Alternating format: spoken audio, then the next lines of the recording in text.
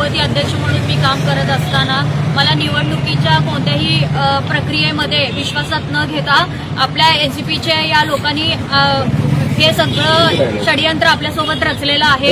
गेल्या 1 वर्षापासून मी युवती अध्यक्षपद हे मला गेल्या 2 वर्षापासून भेटलेलं होतं। गेल्या वर्षी मला युवती अध्यक्ष पदाचं पदभार मी घेतलेला होता। तर त्यानंतर मी फक्त अजितदादा यांच्यासाठी मी काम करत असताना खूप युवतींची मोठी संघटन निर्माण केलेली आहे आणि महिलांची एक फळी निर्माण केलेली आहे सोलापूर शहरामध्ये।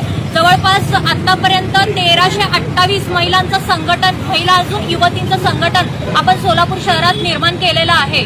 आणि ह्या गोष्टी होत असताना खूप गोष्टी मला माझ्यासोबत त्रास दिलेले आहेत या लोकांनी आणि गेल्या 3 महिन्यापासून माझ्यासोबत निवडणुकीच्या प्रक्रियेमध्ये यांनी त्रास दिलेला आहे।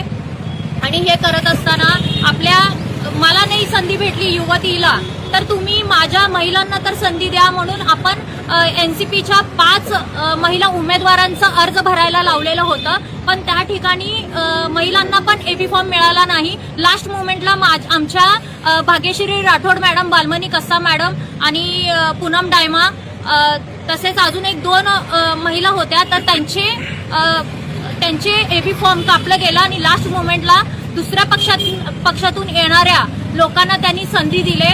आणि हे माझ्या राजीनामाचं कारण एवढंच आहे की माझ्या महिलांना आणि युवतींना न्याय मिळाला नसल्यामुळे मी आज हे राजीनामा दिलेला आहे। अगोदरपासून महिलांवरती अन्याय होतोच।